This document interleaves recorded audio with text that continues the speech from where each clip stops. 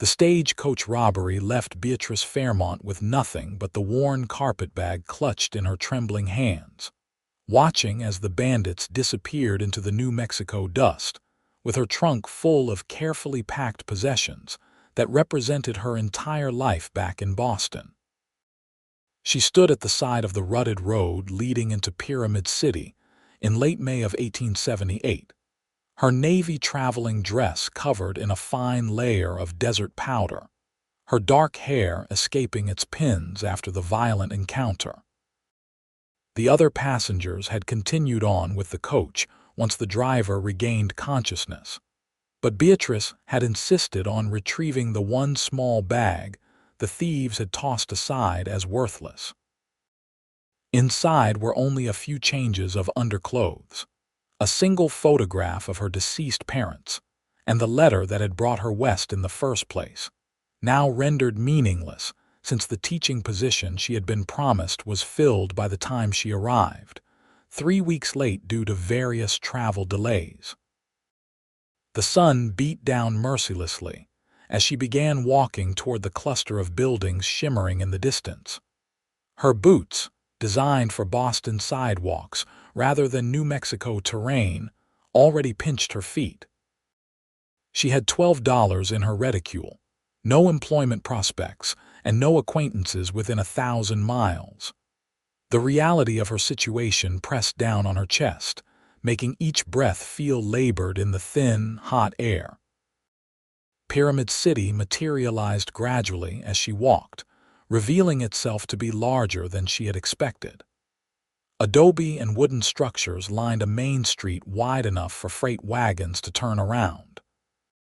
She passed a livery stable where the smell of horses and hay hung thick, a general store with barrels flanking its entrance, and a saloon from which piano music drifted despite the early afternoon hour.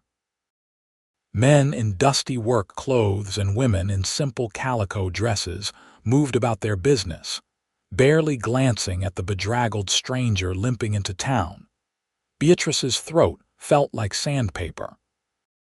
She had not drunk anything since early morning, and the walk from where the robbery occurred had taken over an hour.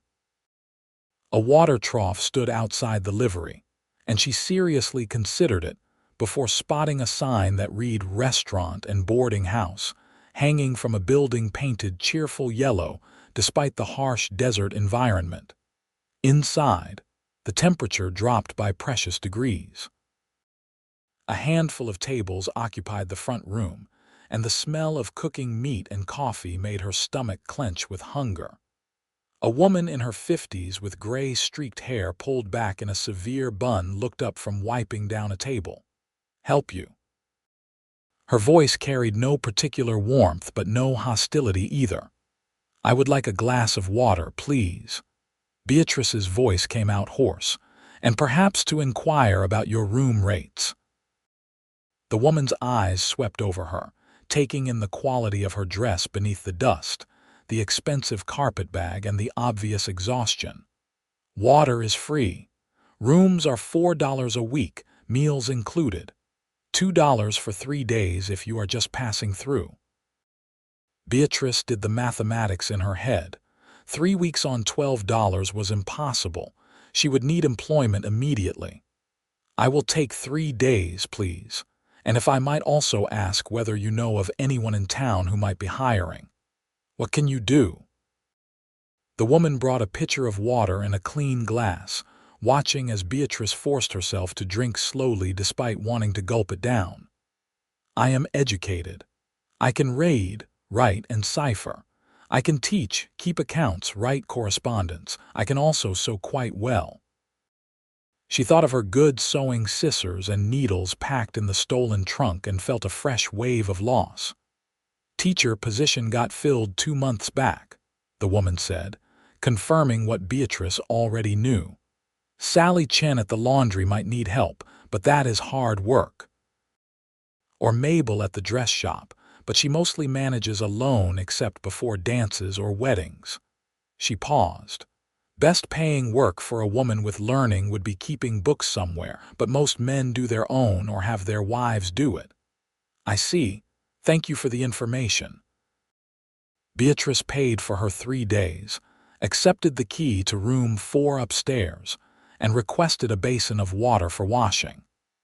The room was small but clean, with a narrow bed covered in a faded quilt, a washstand, and a single chair beneath a window overlooking the street. She set her carpetbag on the chair and sat on the bed, letting herself feel the full weight of her circumstances for exactly 5 minutes. Then she washed her face and hands, tidied her hair as best she could, and went back downstairs to begin looking for work. The dress shop owner was polite, but had no need for help. The laundry was run by a capable Chinese family who indicated through a mixture of English and gestures that they had sufficient workers. The general store owner took one look at her soft hands and shook his head. By late afternoon, Beatrice had been turned away from every business she could find. Her feet throbbed, her head ached from the sun, and the $12 in her reticule now represented her total worldly wealth for only 17 more days. She was walking back toward the boarding house, trying not to cry, when raised voices caught her attention. A man emerged from a building she had not noticed before, his face red with frustration. He was tall, probably in his late 20s, with dark hair that needed cutting and several days' worth of stubble on his jaw. He wore work clothes that had seen better days, and his boots were scuffed almost white with wear. 3 months, he shouted back through the doorway. 3 months I have been trying to find someone who can do this job. You would think in a town this size somebody could read and write well enough to handle basic accounts. A shorter, older man appeared in the doorway. Not my problem, Dalton. You want to expand the ranch operation. You need proper books. Bank is not going to loan you money based on scraps of paper and your say-so. Get organized or forget about buying the Henderson property. The younger man, Dalton, ran a hand through his hair in obvious exasperation. He turned and nearly collided with Beatrice, who had stopped walking without realizing it. Sorry, miss. His voice still carried his frustration, but his eyes were kind despite the hard set of his jaw. They were brown, she noticed, like warm honey in the slanting afternoon light. Excuse me, Beatrice heard herself say, her heart suddenly pounding. I could not help but overhear. You need someone who can keep accounts. He looked at her more carefully, taking in her travel-worn dress and East Coast accent. You are not from around here. No, I arrived today from Boston.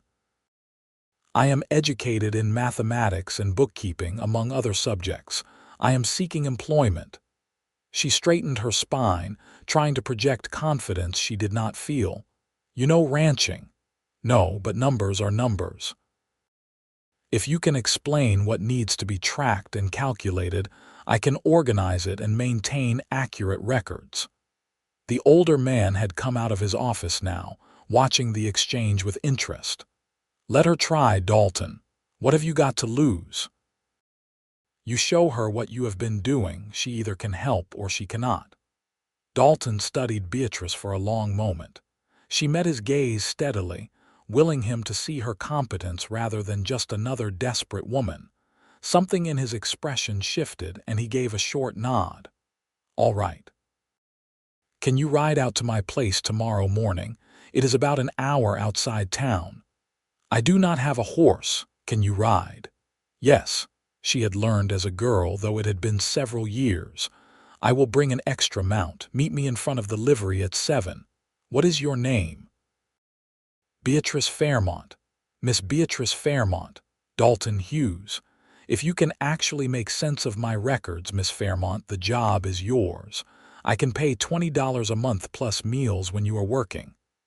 $20 a month. It was not generous, but it was survival. Thank you, Mr. Hughes. I will be there at 7. She watched him stride away toward the livery, then became aware of the banker still observing her. He is a good man, the older man said. Works harder than anyone I know, just not organized, and that is holding him back. If you can really help him, You would be doing both him and this town a favor. He employs a dozen men when the ranch is running full. That is a dozen families with steady income. Beatrice nodded and continued back to the boarding house, her mind already turning over what she might need for tomorrow.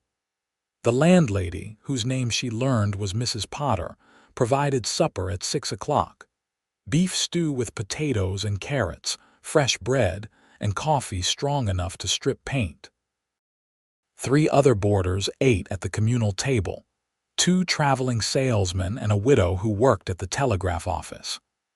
Beatrice was too preoccupied to engage in much conversation, excusing herself early to return to her room. She laid out her least worn day dress, a practical gray cotton, and went to bed as the sun set in spectacular shades of orange and purple over the distant mountains. Sleep came fitfully. She dreamed of numbers scattering across pages like ants, of her mother's disappointed face, of the bandits who had stolen her trunk. She woke before dawn, washed in cold water from the pitcher and dressed carefully. At precisely 7 o'clock, she stood in front of the livery.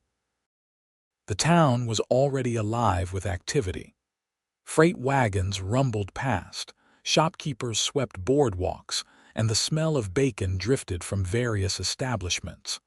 Dalton appeared leading 2 horses, a tall bay gelding and a smaller gray mare with a gentle eye. "This is Dove," he said, handing her the gray's reins. "She is steady and will not give you trouble. You need help mounting. I can manage, thank you." She gathered the reins and skirts, placing her foot in the stirrup and pulling herself up. Her muscles protested, remembering this movement from years past, but she settled into the saddle with reasonable grace. Dalton swung onto the bay with easy familiarity. "We will take it slow since you are out of practice." He had noticed her slight hesitation then. "How did you end up in Pyramid City, Miss Fairmont, if you do not mind me asking?" As they rode out of town, she told him about the teaching position, the delays, the robbery. He listened without interrupting, his profile thoughtful as he watched the trail ahead. The land here was harsh but beautiful, all tawny browns and deep greens, with the mountains rising in blue-hazed majesty to the east. "That is rough luck," he finally said. "You have family back in Boston?" "No, my parents died 3 years ago. I have been supporting myself by teaching and taking in sewing work, but the cost of living there made saving money impossible. When I saw the advertisement for a teacher here, with room and board included, it seemed like providence. Clearly, I was wrong." "Maybe you were not wrong, just reading the wrong sign. If you can help me get my books in order, prove to the bank I am a good risk for expansion, I can make this ranch into something significant. More land, more cattle, better operation. That means steady work for you long term if you want it." They rode in comfortable silence for a while. Beatrice found herself watching him from the corner of her eye.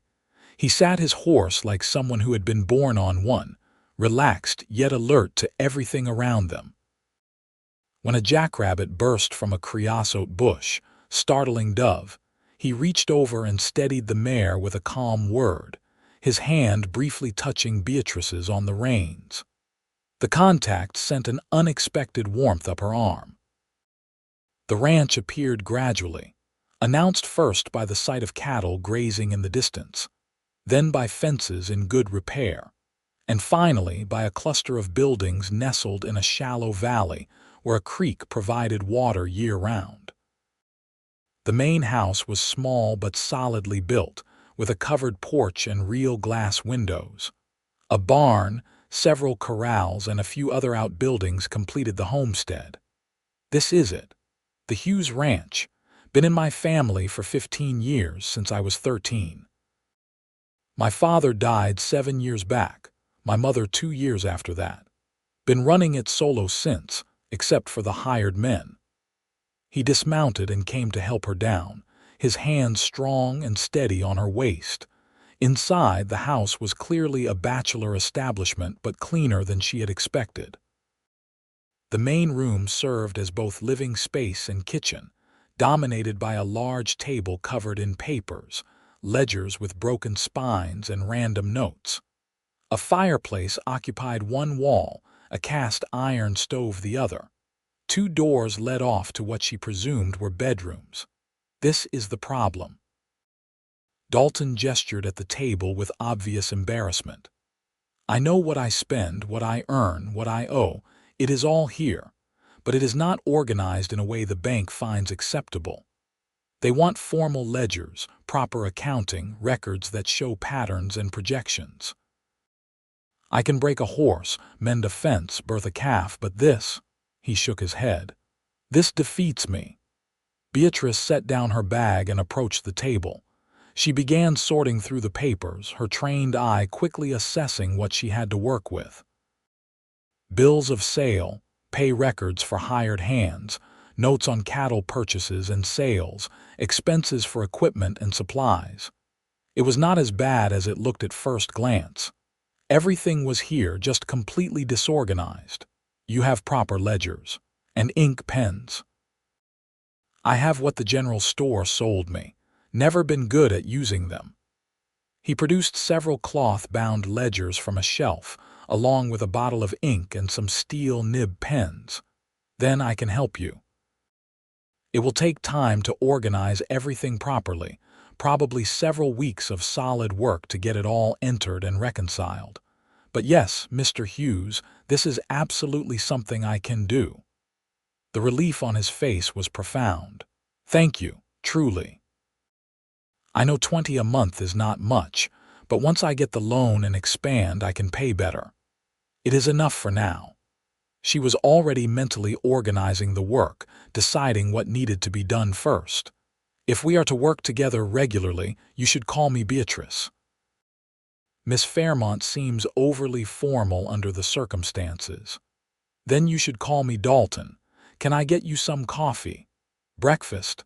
I am not much of a cook, but I can manage eggs and bacon. Coffee would be wonderful, thank you. As he busied himself at the stove, Beatrice began sorting papers into logical piles. The morning sunlight streamed through the windows, illuminating dust motes in golden shafts.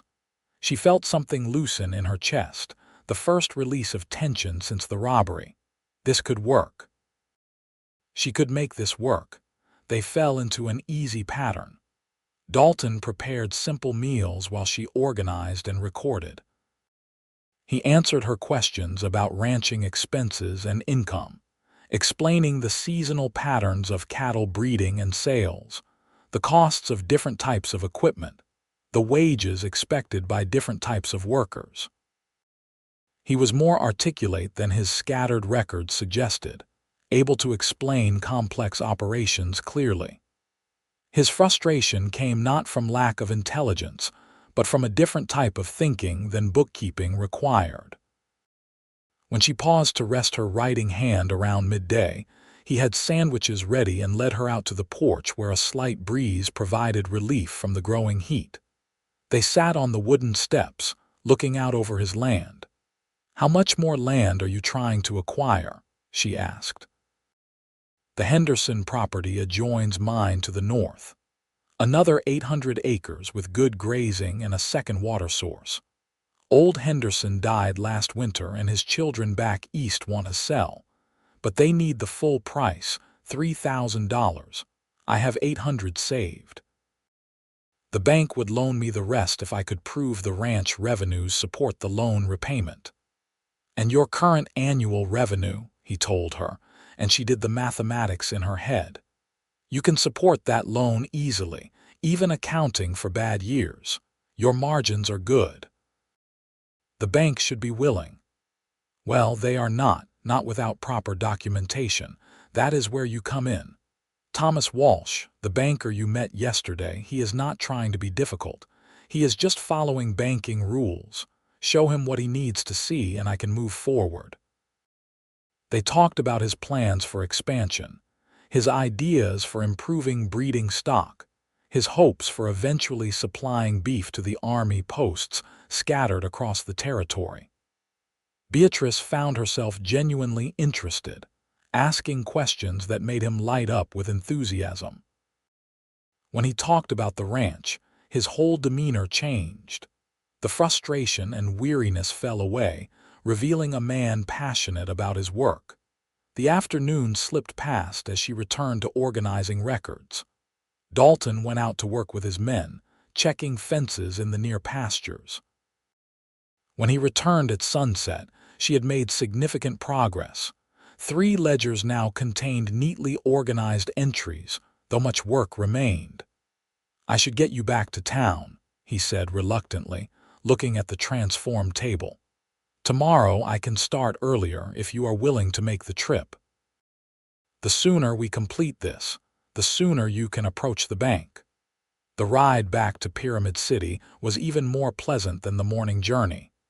The evening air cooled rapidly, and the setting sun painted the landscape in impossible colors. They talked easily now, the initial awkwardness of strangers evolving into something more comfortable. He asked about Boston, and she told him about gas lights and crowded streets, theaters and libraries, the smell of the harbor and the sound of factory whistles marking time. "You miss it?" he asked. "I miss some things, but opportunity is what I needed, not familiarity." She paused.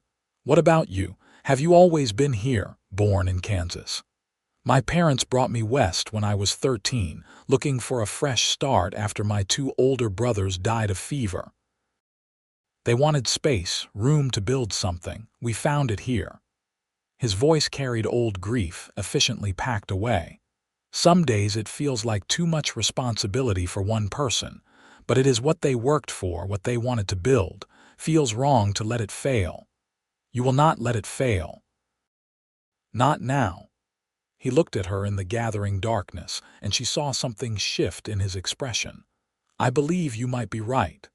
They established a routine over the following days. Each morning Dalton arrived at the livery with Dove, and they rode out together. Beatrice worked on the records while Dalton managed the ranch, though he found excuses to check on her progress more frequently than necessary. They shared meals and conversation, learning each other's stories in the gradual way of people building trust. She learned that he had taught himself to read from his mother's Bible and a handful of other books. That his favorite time of day was early morning when the land was quiet and full of promise. That he had once been engaged to a girl from a neighboring ranch, but she had chosen a merchant's son from Santa Fe instead, wanting a life less isolated and uncertain. The telling of this carried no bitterness, just acceptance. He learned that Beatrice had wanted to attend a women's college but lacked the funds. That she loved mathematics for its certainty and order. That her mother had played piano beautifully, and some of her earliest memories were of falling asleep to Chopin nocturnes. That she had been courted by a bank clerk in Boston who had wanted her to give up teaching, and she had refused, unwilling to make herself smaller for someone else's comfort. "Good for you," Dalton said when she told him this. "Any man who wants you to be less than you are is not worth having." By the end of the second week, the ledgers were taking proper shape. Beatrice had organized 3 years of records, identifying patterns and calculating projections. The picture that emerged was even better than Dalton had hoped. The ranch was profitable and growing with clear potential for expansion. "This is excellent work," he said, studying the neat columns and calculated totals. "Better than I imagined possible. How did you learn to do this?" "My father was a clerk for a shipping company. He taught me basic accounting when I was young, and I discovered I had an aptitude for it. Later I took a course in commercial arithmetic." She set down her pen and flexed her hand. "It is satisfying making order from chaos, finding the story the numbers tell." "What story do my numbers tell?" "That you are a good manager, that you work hard and make smart decisions, that you have built something sustainable and profitable despite obstacles, that you deserve the chance to expand. She met his eyes. Any bank that cannot see that from these records is not looking properly. The intensity of his gaze made her breath catch. They were standing close, both bent over the ledgers, and she suddenly became very aware of his physical presence. The smell of sun-warmed skin and horses, the breadth of his shoulders, the rough texture of his hands where one rested on the table near hers. The moment stretched between them, charged with something neither quite acknowledged. "Beatrice," he said softly, and the way he said her name made her pulse quicken. The sound of approaching horses broke the spell. Dalton moved to the window, and Beatrice busied herself with organizing papers, her hands trembling slightly. "That is Marcus with the supply wagon," Dalton said. "I should help unload." After he went outside, Beatrice sat down, pressing her cool hands to her warm cheeks. She was developing feelings for him. Inappropriate feelings, given their business relationship and her tenuous circumstances. He was her employer, her lifeline in this strange place. Getting emotionally involved would be foolish and potentially disastrous. But over the next several days, despite her stern internal lectures, the feelings only grew. She noticed everything about him, how he was gentle with animals but could be stern with men who shirked their work, how he always served her first at meals, how he laughed at her dry observations about the absurdities of some of his past record-keeping attempts, how he listened when she talked, really listened, as if her thoughts and opinions mattered. He seemed equally affected. She caught him watching her with an expression she dared not interpret. He found excuses to stand close, to let their hands brush when passing items. When a sudden thunderstorm trapped them at the ranch overnight, he insisted she take his bedroom while he slept on the floor by the fireplace. And the next morning the awareness between them was almost unbearable. 3 weeks after she had started working for him, the ledgers were complete. She made the final entries with a sense of both satisfaction and loss. This project had given structure to her days and brought Dalton into her life. "What happened now? It is finished," she told him that evening as they stood on the porch watching stars emerge in the darkening sky. "Everything is recorded, organized, and calculated. You can present this to the bank whenever you are ready. You have done more than I could have hoped. Thank you seems inadequate, but thank you." He turned to face her. "Beatrice, I have been thinking. Even after the bank approves the loan, there will be ongoing need for proper bookkeeping. Would you consider making this a permanent arrangement?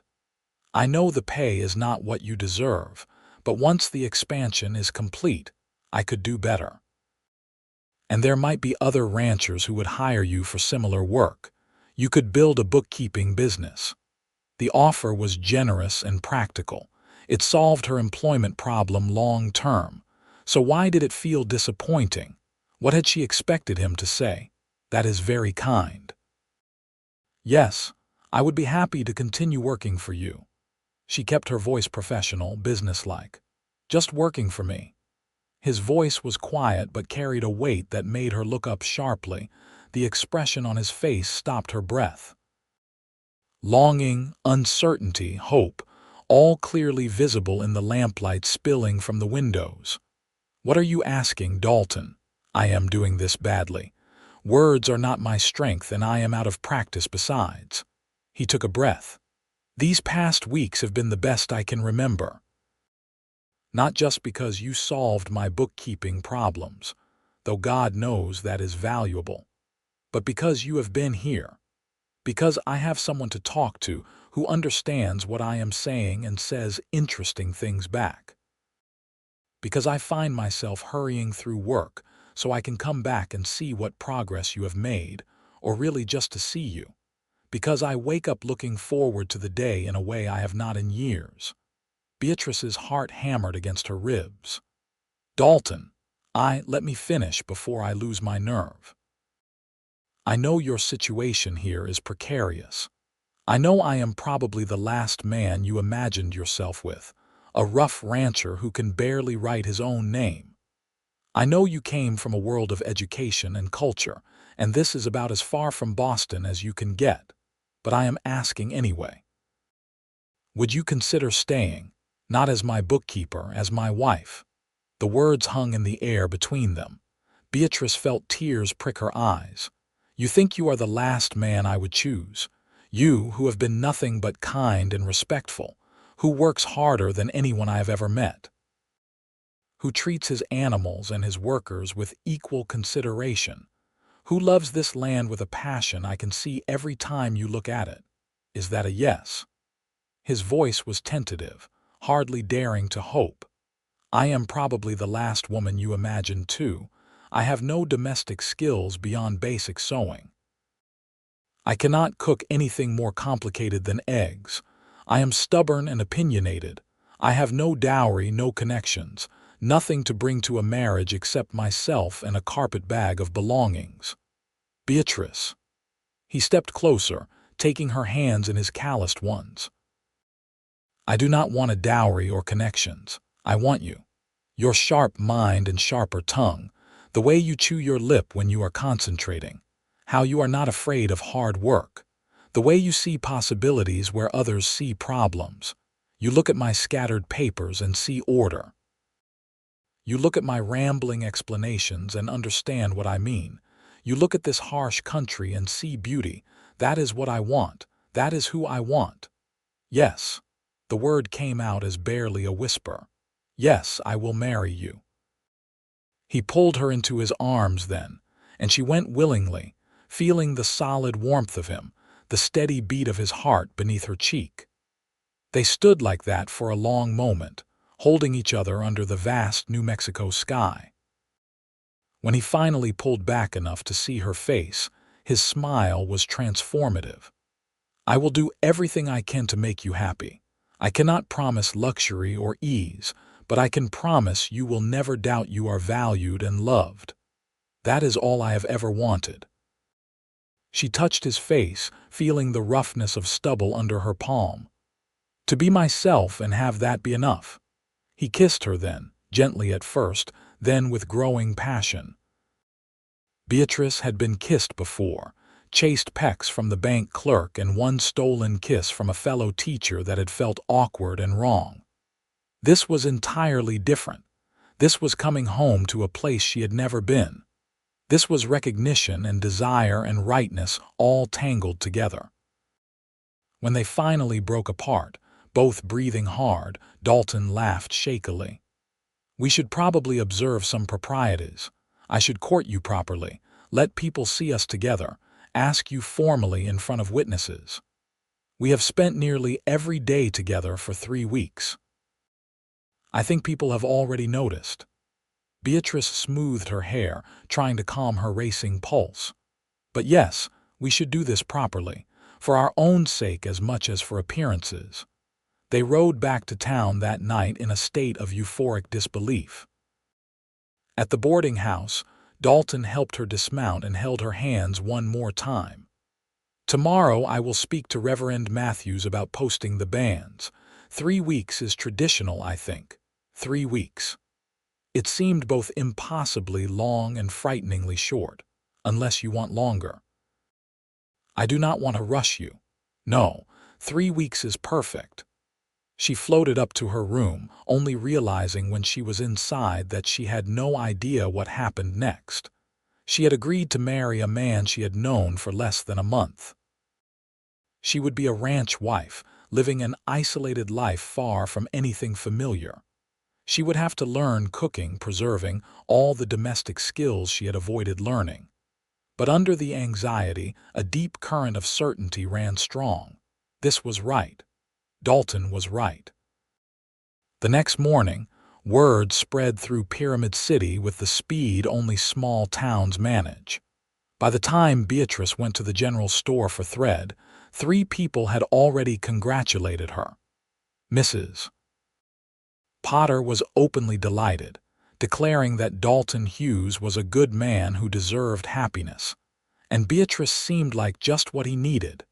The banker, Thomas Walsh, called on Dalton that same day to review the completed ledgers. He spent 2 hours going through every entry, asking detailed questions, examining the calculations. Finally, he set down the books and shook Dalton's hand. "This is exactly what I needed to see. The loan is approved. You can proceed with purchasing the Henderson property." He glanced at Beatrice, who had stayed to answer any questions about the records. "Miss Fairmont, this is exceptional work. If you are establishing yourself as a bookkeeper in Pyramid City, I can recommend you to several other businesses that could use this level of professional service." "Actually, I will be Mrs. Hughes in 3 weeks," Beatrice said, unable to keep the smile from her voice. "But yes, I am interested in taking on additional clients as my time permits." Walsh's eyebrows rose, then he smiled. "My congratulations to you both. That is excellent news on multiple fronts." The 3 weeks passed in a blur of activity.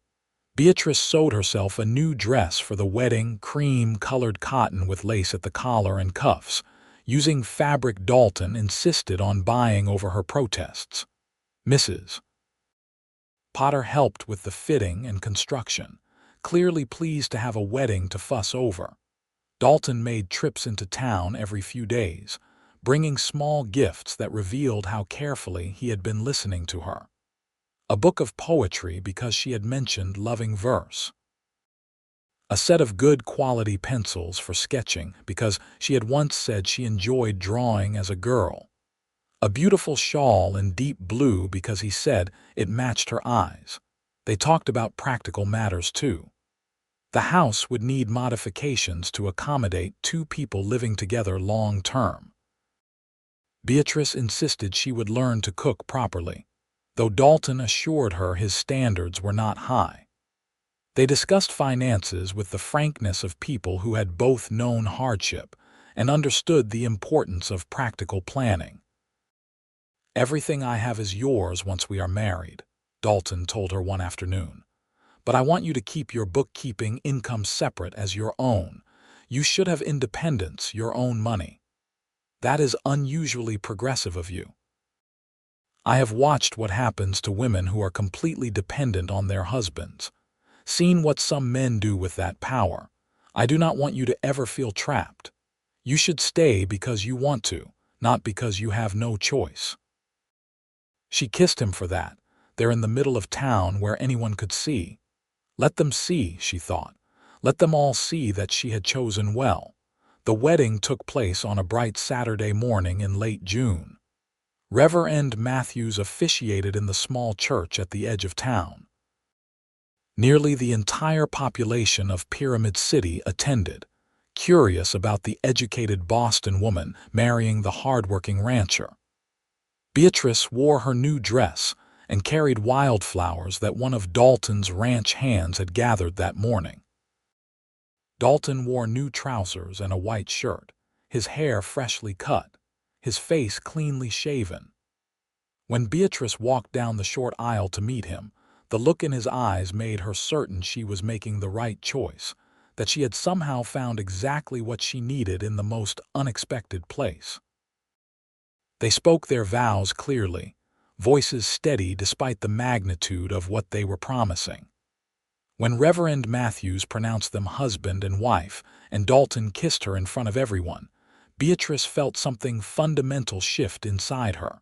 She was no longer alone in the world. She had a partner, a home, a future. The reception was held at Mrs. Potter's boarding house, with food contributed by half the women in town.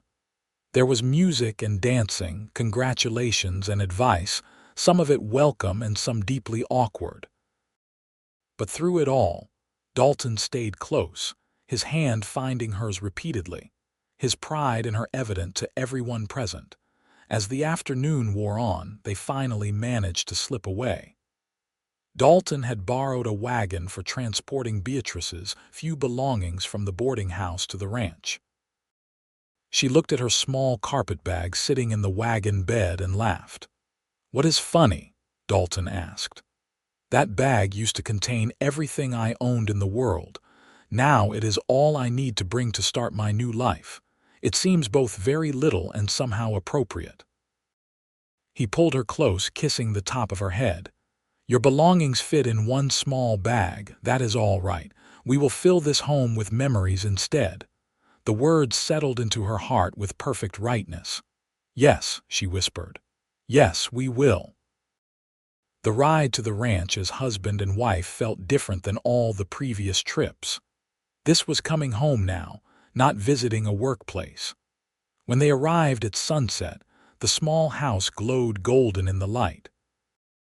Dalton carried her over the threshold, both of them laughing at the silly tradition, but doing it anyway because it felt important. That night they made love for the first time, tentative and awkward at first, then with growing confidence and passion. Afterward, lying tangled together in the darkness, Beatrice felt a peace she had never known. She had come west with such different expectations, imagining herself as a schoolteacher living in a boarding house, spending years saving money for some vague better future. Instead, she had lost everything and found everything in the space of a few short weeks. "Are you happy?" Dalton asked quietly. "Happier than I ever imagined I could be." She turned to face him in the darkness. "Are you?" "More than I have words to express." "Which is saying something, since I am not good with words to start with." She laughed and kissed him. "You do fine with words when it matters." They settled into married life with surprising ease. Beatrice did learn to cook, through trial and error and advice from ranch wives who began visiting now that Dalton had a wife to socialize with. Some of her early attempts were inedible disasters that had them both laughing, but gradually she became competent if not inspired. She discovered she actually enjoyed baking bread, found it meditative and satisfying. She also took on additional bookkeeping clients, as Walsh had promised. Several merchants in town hired her, along with 2 other ranchers. The income was modest but steady, and she took pride in the work, in her growing reputation as someone reliable and skilled. But the heart of her life was Dalton and the ranch. She learned to help with tasks, not the heavy physical labor but the detail work he had always handled alone. She kept track of which cattle were bred to which bulls, maintaining records that would improve the herd quality over generations. She learned to identify sick animals and basic remedies. She took over all correspondence and business dealings, her education and articulate writing style opening doors that had been closed to Dalton before. The Henderson property purchase completed in late summer. Dalton threw himself into developing it, and Beatrice watched him come alive with new purpose and energy. The additional land meant hiring more men, purchasing more cattle, expanding the operation exactly as he had envisioned. By autumn, the Hughes Ranch was one of the most prosperous in the region. As winter approached, Beatrice realized with quiet joy that she was pregnant. She told Dalton on a December evening as snow fell softly outside, the first snow she had seen since leaving Boston. He was stunned into silence for a full minute before sweeping her into his arms, his face transformed with wonder. "A baby," he kept saying. "We are having a baby." "Are you pleased?" "Pleased, Beatrice, I am. I do not have words. Yes, pleased does not begin to cover it." He set her down carefully as if she had become fragile. "We need to get you to a doctor. You need to rest more. You should not be riding out to see clients." "I am pregnant, not ill. Women have been doing this since the beginning of time." But she was touched by his concern. "Though perhaps I will curtail some of the riding. I can manage my pyramid city clients without much travel." The pregnancy progressed without complications through the winter.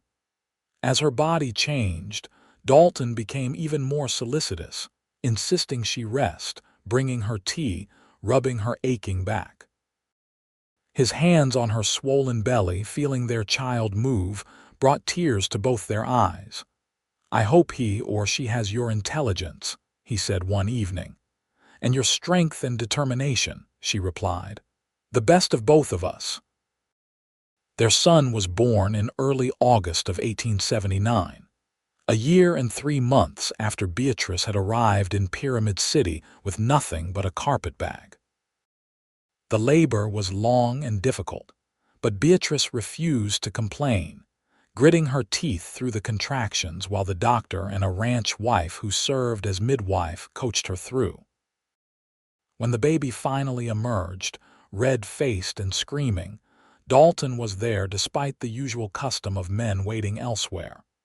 He had refused to leave, and Beatrice had been grateful for his presence, his hand to squeeze, his voice encouraging her. "A son," the doctor announced, placing the cleaned and wrapped baby in Beatrice's arms. "A healthy boy." Beatrice looked down at the tiny face, the dark hair plastered to his head, the miniature fingers curled into fists. Love crashed over her with overwhelming force. This was their child, made from their love, carrying their combined future. "He is perfect," Dalton whispered, tears streaming unashamedly down his face.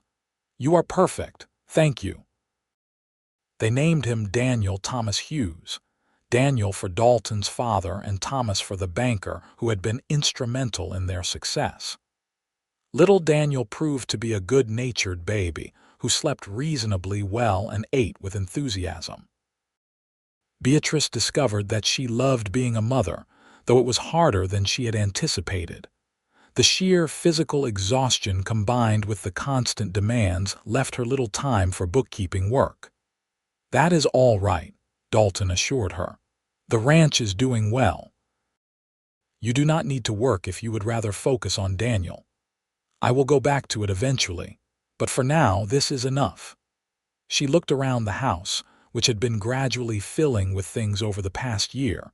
Furniture Dalton had made or bought, curtains she had sewn, books accumulating on shelves, Daniel's cradle in the corner, photographs on the walls, including their wedding portrait that a traveling photographer had taken. "Remember what you said on our wedding day?" she asked.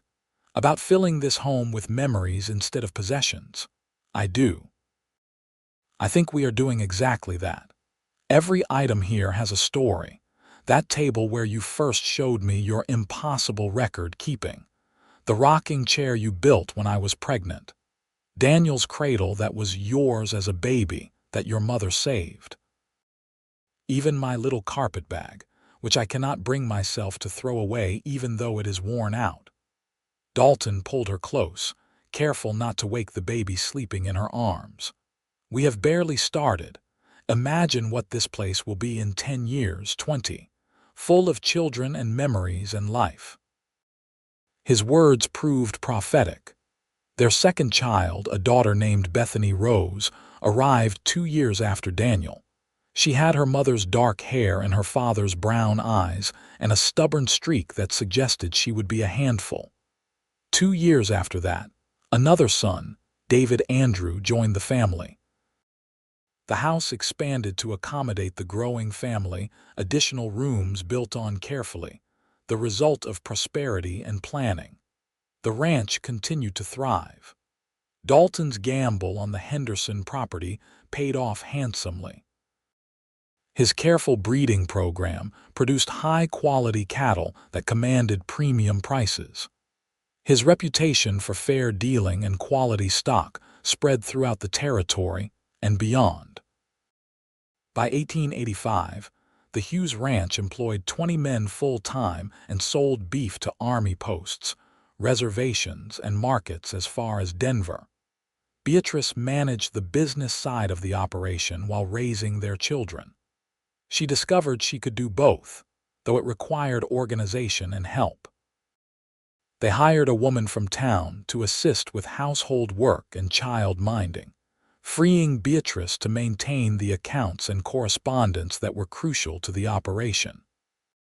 She also continued taking outside clients, her bookkeeping business becoming well established and respected throughout the region. The children grew up wild and free, as ranch children did. Daniel showed an early aptitude for working with animals, able to gentle horses with his father's natural talent. Bethany was fearless, following her older brother everywhere and insisting she could do anything he could. Little David was quieter, more thoughtful, content to sit with his mother and learn his letters early on summer evenings. The family gathered on the porch that now wrapped around two sides of the expanded house. Dalton would tell stories about his day, making the children laugh with tales of stubborn cattle and foolish mistakes by new ranch hands. Beatrice would read to them from books ordered from catalogs, introducing them to worlds beyond the ranch.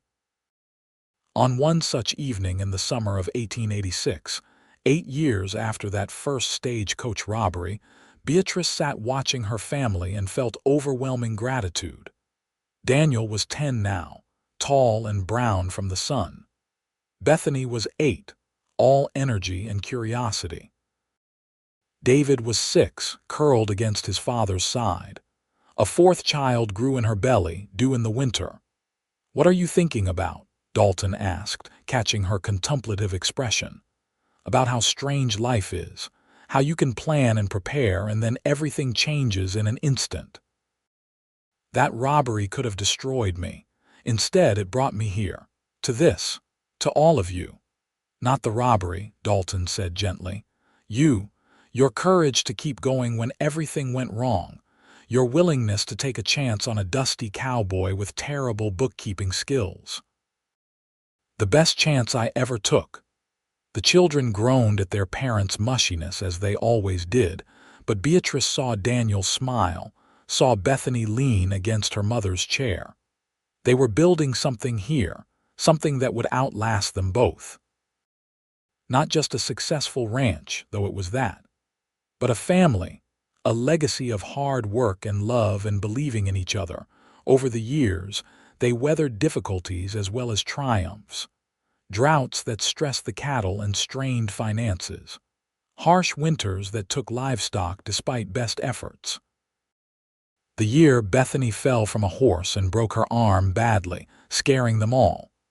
The time David contracted scarlet fever and they spent 3 days certain they would lose him, but they also celebrated. Daniel's first successful horse trade at 14. Bethany learning to rope and brand as well as any ranch hand. David's remarkable aptitude for mathematics, surpassing even his mother by age 12. The birth of their fourth child, another daughter named Barbara Lynn, who arrived healthy and howling in January of 1887.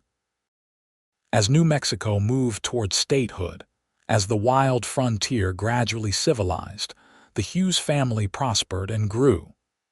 Daniel eventually took over much of the day-to-day ranch operation, proving himself a capable manager. Bethany shocked some traditional neighbors by becoming a top hand, as skilled as any man at ranch work. David's mathematical gifts led him to engineering studies, though he always returned home to help during busy seasons. Young Barbara, born into more settled times, grew up with advantages her older siblings had not had. Better schools, more opportunities, less isolation. But she loved the ranch as much as any of them, declaring at age 8 that she would never leave. On their 10th wedding anniversary in 1888, Dalton surprised Beatrice with a gift. He led her out past the barn to where a new building stood, small but well constructed. "What is this?" she asked. "Your office. You have been managing books for half the businesses in the county from our kitchen table for 10 years. You deserve a proper workspace." Inside was a desk, shelves for ledgers, a comfortable chair, a cast iron stove for winter warmth. Everything she needed, thought out and prepared with care. Beatrice felt tears prick her eyes. "When did you build this?" "The boys and I have been working on it for 3 months. Wanted it finished for today."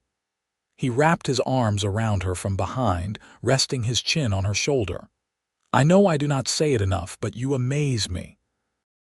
You came here with nothing, adapted to this hard life, raised our children, helped build this ranch into what it is, and still found time to build your own business. You are remarkable." "We built it together," she said firmly. "Everything we have we made as partners." "Then I am grateful to have such a partner." He turned her to face him. "These have been the best years of my life. Every single day with you is a gift I never expected to receive." She kissed him, still feeling the same flutter she had felt that first time, that sense of rightness and recognition. "I love you, more now than even when we married, which I would not have believed possible then." They stood together in her new office, holding each other, while outside their children's voices called to each other in some game. This was what happiness looked like, Beatrice thought. Not the absence of struggle, but the presence of love and purpose. Not luxury, but sufficiency and satisfaction. Not ease, but fulfillment. The years continued to pass, as they do. The children grew to adulthood and made their own choices. Daniel married the daughter of a neighboring rancher in 1892, bringing his bride home to the Hughes ranch. They built a house on the far section of the property and started their own family, eventually giving Beatrice and Dalton 7 grandchildren. Bethany fell in love with an Army surveyor who came through mapping the territory. She followed him to assignments across the West, living the adventurous life that suited her restless spirit. They had 3 children and visited the ranch every year, Bethany always able to slip back into ranch work as if she had never left. David's engineering career took him to Denver, where he worked on building projects that were transforming the growing city. He married a schoolteacher and had 4 children. His letters home were full of technical details that delighted his mother, who kept every one of them carefully filed. Barbara, true to her childhood declaration, never did leave. She married one of the ranch hands, a quiet man who loved the land as much as she did. They lived in the original homestead house after Beatrice and Dalton moved to a newer, larger home built closer to Daniel's place. Barbara and her husband had 5 children who ran wild across the ranch, just as their mother had by 1900. As the new century dawned, Beatrice and Dalton were in their early 40s, still vigorous but conscious of time's passage. The Hughes Ranch had become one of the largest and most successful operations in New Mexico. Their children were settled and happy. 19 grandchildren carried their legacy forward. On a spring evening, Beatrice stood on the porch of their home, watching the sunset paint the mountains.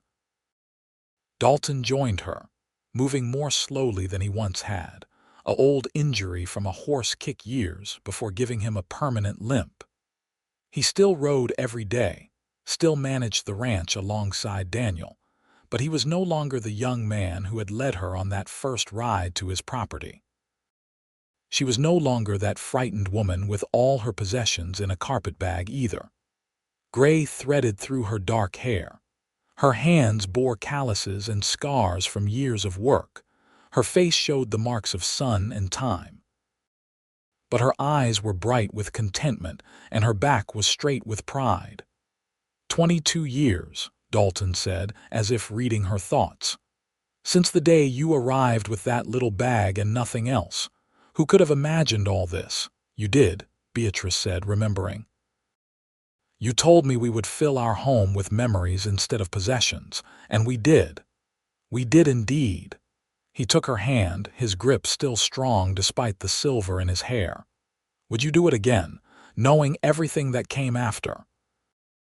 The hard years and the good ones, the struggles and the triumphs, without hesitation.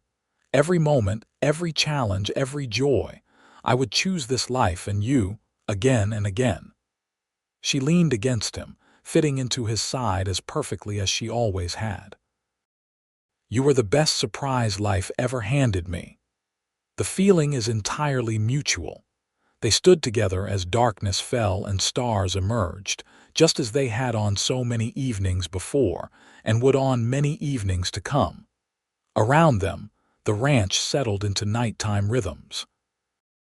In the distance, grandchildren's laughter floated on the breeze. Cattle lowed softly in their pastures. The land that had once seemed so harsh and foreign now felt like the only home Beatrice had ever truly known. She thought of that young woman stepping off the stagecoach with a carpetbag and $12, terrified and lost. If she could speak to that woman now, what would she say? That losing everything can be the beginning of finding everything. That sometimes the wrong turn is exactly right. That love comes when you stop looking for it and start living your life. All of those things were true, but the deepest truth was simpler.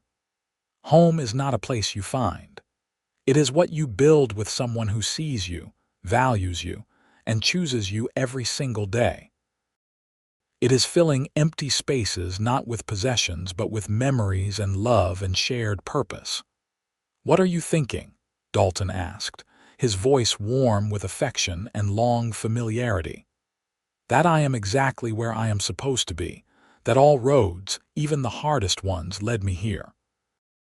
She turned to kiss him gently. "That I am grateful beyond words for every single day. Even the day you burned the biscuits so badly we had to air out the house for 3 hours," she laughed, the sound carrying across the evening air. "Even that day. It makes a good story if nothing else." "We have a lot of good stories." "Yes, we do, and we are not done making them yet." They went inside as full darkness fell, leaving the stars to wheel overhead, leaving the land to its ancient rhythms, leaving the future to unfold as it would. Behind them, the house glowed with lamplight, warm and welcoming. A home built not of wood and adobe alone, but of promises kept and love given freely. A home that had started with one small bag and grown to encompass a family, a legacy, a life worth living. And in that home, on a shelf in the room that had been hers alone before it became theirs, sat a worn carpetbag. Beatrice had kept it all these years, refusing to throw it away even when it was too shabby for use. It was a reminder of where she had started, of how far she had come. Sometimes, when she was alone, she would take it down and remember that frightened woman who had carried it into an uncertain future. She would think of Dalton's words on their wedding day, about filling their home with memories instead of possessions. Looking at that bag, at the home around her, filled with photographs and children's drawings and worn furniture, and all the accumulated treasures of a life well lived, Beatrice knew they had succeeded beyond anything she could have imagined. They had taken almost nothing and built everything that mattered, and that was perhaps the greatest adventure of all.